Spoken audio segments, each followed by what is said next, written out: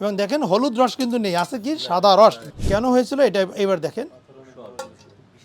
ওয়াইফের পিত্তথলি বেসিক্যালি ছিল না, ছিল পুরোটা ছিল পাথরের একটা খনি। এর কি ছিল? এই যে একটা স্টোন, না না না আর কয়েকটা আছে না। আসসালামু আলাইকুম, আশা করি আপনারা ভালো আছেন।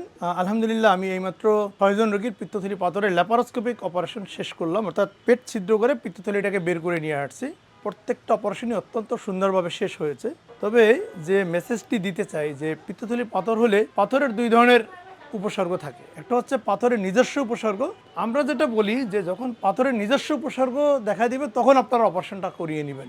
আরেকটা উপসর্গ হলো পাথর দিয়ে জটিলতা হয়েছে, সেই জটিলতার উপসর্গ, যেটা অত্যন্ত ভয়ঙ্কর এবং খুবই খারাপ। আজকে যে 6 জন রোগীর অপারেশন করলাম এর মধ্যে 3 জন রোগীর ছিল পিত্তথলি পাথরের উপসর্গ, অর্থাৎ পেটের উপরের দিকে হালকা ব্যথা, ব্যথাটা মাঝে মাঝে পিঠে বা কাঁধে যেত। আর 3 জনের উপসর্গ ছিল পিত্তথলির ইনফেকশন, অর্থাৎ পিত্তথলির ফোড়া হয়ে গিয়েছিল, সেই ফোড়া দিয়ে ইনফেকশন। বোঝা গেল? জ্বর ছিল, কাঁপুনি ছিল।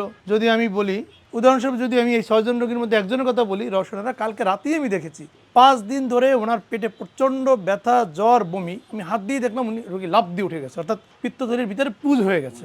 তো এটা হলো পিত্তথলি পাথরের উপসর্গ না, এটা হলো পাথর দিয়ে জটিলতা বা কমপ্লিকেশন হয়েছে, সেই কমপ্লিকেশনের উপসর্গ। কথা ক্লিয়ার? পিত্তথলি পাথরের কী কী উপসর্গ হতে পারে আপনারা জানেনই। আমরা অনেকবার বলেছি যে পাথর দিয়ে পেটের উপরিভাগে হালকা ব্যথা হবে, ব্যথাটা মাঝে মাঝে পিঠে বা কাঁধে যাবে, কয়েক মিনিট থেকে কয়েক ঘন্টা ব্যথা থাকবে। ঠিক আছে?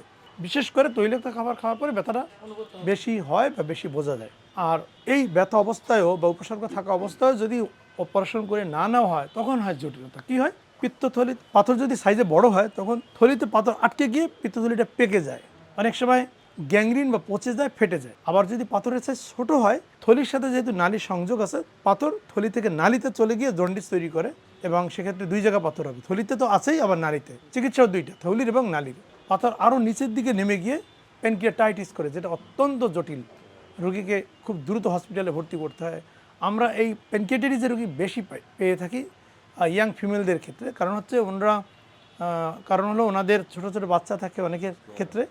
এই বাচ্চাদের বুকের দুধ খাওয়াতে পারবে কি পারবে না, বাচ্চা আর একটু বড়ো হোক, এই চিন্তা করে করে তাদের উপসর্গ থাকা অবস্থাও অপারেশন করার না। এই ফাঁকেই সেই পাথর নিচের দিকে নেমে গিয়ে প্যানক্রিয়াটাইটিস করে। আর প্যানক্রিয়াটাইটিস যেটি হয় সেটি কিন্তু লাইফ লং থাকবে। একুট প্যানক্রিয়াটাইটিসের ক্ষেত্রে একবার হবে, যখন পাথর দিয়ে একাধিক প্যানক্রিয়াটাইটিস হবে তখন সারা জীবন থাকবে। ইভেন পিত্তথলি ফেলে দিলেও আর কিন্তু তার উপসর্গ কখনোই কমবে না।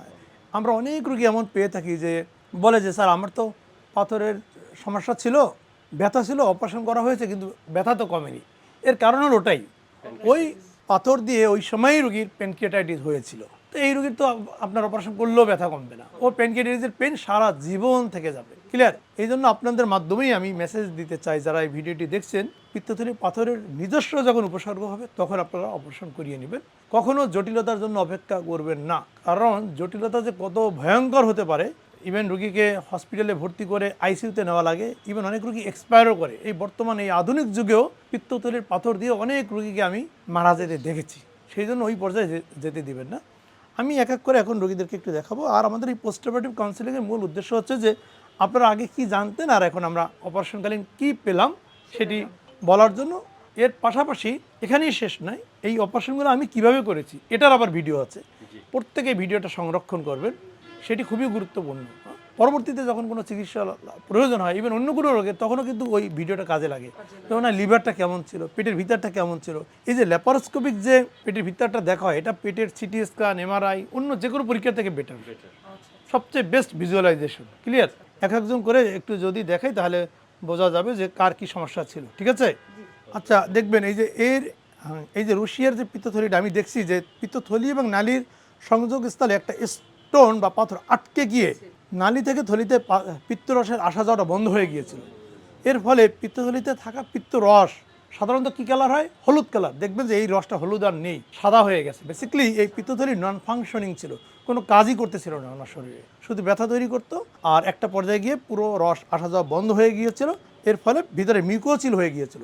আর কিছুদিন অপেক্ষা করলে এটা ফোড়ায় টার্ন করতো। আমরা এবার একটু দেখি যে এই রুশিয়া রোগীর পিত্তথলিটা ওপেন করার পরে দেখেন যে কোনো পিত্তথলি ওপেন করলে হলুদ কালারের যে পিত্ত রস বের হওয়ার কথা, দেখবেন সেই হলুদ রস আছে কি নেই। আপনারা এখনই দেখতে থাকেন। তাহলে বুঝতে পারবেন। এই যে দেখেন ডাবের পানির মতো বের হচ্ছে না সাদা, এর কারণ হলো যেটা বলছিলাম, এটাকে বলে মিউকোসিল অফ গল ব্লাডার। এই রোগীরও ছিল পিত্তথলি পাথরের জটিলতার উপসর্গ। কেন হয়েছিল আমরা যদি এই রোগীর পিত্তথলিটা আরেকটু বের করি যে এই রসের ভিতরে কী ছিল, তাহলে আপনারা দেখতে থাকেন। কি হ্যাঁ, এবং দেখেন হলুদ রস কিন্তু নেই, আছে কি সাদা রস ডাবের পানির মতো। পুজ হওয়ার পর্যায়ে, এখনও পুজ হয়নি এই রোগীর, এখনও পুজ হয়নি। পুজ হলে আরও ঘন হয়ে যাবে। আচ্ছা, এত পাথর তার বের করা দরকার নেই, আরও অনেক পাথর আছে, আপনারা বুঝতে পারলেন তাই না? এই জন্য আমি বলবো যখনই উপসর্গ থাকবে সেই অবস্থায় অপারেশন করিয়ে নেওয়াটা বেটার। আর নাহলে জটিলতা গেলে রোগীর শরীরের উপর দেখে অনেক কষ্ট যায়, অনেক সাফারিংস, অনেক স্ট্রাগল ফেস করতে হয়, খরচও অনেক বেশি। ঠিক আছে, আমার হাতে যে পিত্তথলিটি দেখা যাচ্ছে উনি একজন ইয়াং ফিমেল পেশেন্ট। বেসিক্যালি ওনার অবশ্যই কিছু না কিছু সমস্যা আগে ছিল, হয়তো উনি বুঝতে পারেনি, যে কারণে ওনার পিত্তথলির উপসর্গ থাকা সত্ত্বেও ওনার রোগটা শনাক্তও হয়নি এবং চিকিৎসাটা নিতে পারেনি। এর পরিণতিতে যে ঘটনাটা ঘটলো, যে পাথর আস্তে আস্তে বড় হতে থাকলো এবং একটা পাথর আটকে গিয়ে পিত্তথলিতে, যেটা আগে দেখতেছিলেন মিউকোসিল, সেইটা বের হতে পারেনি, পরে পিত্তথলি ফোড়া হলো। এটাকে মেডিকেলের ভাষায় বলা হয় এম্পায়াম অফ গলব্লাডার বা পিত্তথলির ফোড়া। এখন দেখেন কেন হয়েছিল, দেখেন একটু আগে যে পিত্তথলিটা দেখলেন বা স্বাভাবিক একটা পিত্তথলিকে যদি দেখেন এই ওয়ালটা কি অনেক পাতলা, ওয়ালটা কি অনেক পাতলা, কিন্তু দেখেন এই ওয়ালটা অনেক মোটা হয়ে গেছে। কারণ হলো এটা ফোড়া হয়ে ওয়ালটা অনেক মোটা হয়ে গেছে এবং এর ভিতরে পুজ। এবং কেন পুজ হয়েছে আমি যদি একটু দেখাই তাহলে দেখবেন, এই দেখেন ওয়ালটা কাটাও কঠিন হয়ে যাচ্ছে। পুজ আমরা যদিও আগে অনেকটা বের করে ফেলছি, আর নাহলে এই পিত্তথলিটা ছিদ্র দিয়ে বের করা যাচ্ছিল না। ঠিক আছে, কেন হয়েছিল এটা এবার দেখেন। হ্যাঁ, এই যে কোনো একটা পাথর আটকে গিয়েছিল, আটকে গিয়ে পুজ তৈরি করেছে। এই কারণে উনি 5 দিন বাসায় বসে কান্নাকাটি করতেছিল, ব্যথা এবং জ্বর এবং বমি নিয়ে। এজন্য বারবার বলি যখন উপসর্গ থাকে ঠিক সেই অবস্থায় আপনারা অপারেশন করিয়ে নেবেন, তাহলে এই রোগীর মতো বুঝতে পারি না। না উপসর্গ তো আমরা বারবার বলি যে যখন উপসর্গ থাকবে পেটের উপরিভাগে বা ডান দিকে হালকা ব্যথা হবে, ব্যথাটা মাঝে মাঝে পিঠে বা কাঁধে যাবে, অনেক সময় তৈলাক্ত খাবার খাওয়ার পরে পেটটা ভারী ভারী লাগবে, গ্যাস্ট্রিকের সমস্যা এমন মাত্রায় চলে যেতে পারে যে গ্যাস্ট্রিকের ওষুধ খাওয়ার পরেও কমবে না, তখন বুঝতে হবে এটা অন্য কোনো প্রবলেম, মানে যাতে হয়তো এটা পিত্তথলি পাথরের রোগ। বিশেষ করে রোগী যদি মহিলা হয় তাহলে সম্ভাবনা আরও বেশি, যেহেতু পিত্তথলি পাথরটা মহিলাদের ক্ষেত্রে অনেক বেশি। মনে হয় আপনার পেশেন্ট, ওনার কি সমস্যা ছিল? আমি ওই যে এপিগ্যাস্ট্রিক পেইন হতো যখন, হ্যাঁ পেইন উপরের দিকে, জি পিঠের দিকে যেত, আমরা পিঠে বাড়ি দিতে হতো, পিঠে বাড়ি দিতেন, বাড়ি দিতাম এবং বলতো যে আমি মানে কোনোভাবেই ব্যথা কমানো যাচ্ছে না বলে আমাদের বাসায়। আপনি নিজেও একজন ফার্মাসিস্ট আমি জানি। জি জি। তো তখন দেখা যাচ্ছে যে আমরা বিভিন্ন রকমের অ্যান্টাসিড দিতাম, মানে যাতে রেডিলি এটা নিউট্রাল হয়ে যায়, পিপিআই দিতাম, বিভিন্ন ড্রাগ কাজ হতো না। একটু পরে কিছু কাজ হতো। এটা বলছি প্রায় 2 বছর যাবত। কখনো আল্ট্রাসাউন্ড করে দেখে নেননি যে পাথর আছে কিনা? আল্ট্রাসাউন্ড করছিলাম কিন্তু ধরা পড়ে নাই। ও আচ্ছা। রিসেন্টলি যেটা হচ্ছে যে তার একদম বমি করতে, গলায় হাত দিয়ে বমি না করা পর্যন্ত সে আর শান্তি পেত না। তখন ওই যে আল্ট্রাসাউন্ড করে আমি আচ্ছা, যিনি জি থ্যাংক ইউ, আপনি খুব সুন্দরভাবে বলছেন। উনি নিজেও একজন ফার্মাসিস্ট।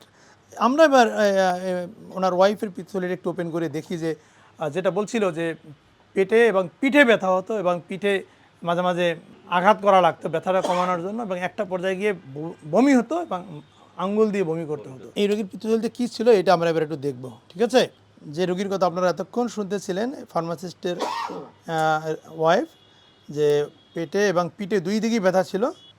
দেখেন কি বের হইতেছে ফার্মাসিস্ট সাহেব, কি বের হইতেছে? ছোট ছোট ভেরি টাইনি, হ্যাঁ টাইনি বলা যাবে না, না এগুলো একেবারে ছোট না, পুরো ভরা একবারে। মানে আপনার ওয়াইফের পিত্তথলিই বেসিক্যালি ছিল না, ছিল পুরোটা ছিল পাথরের একটা খনি। এক্স্যাক্টলি।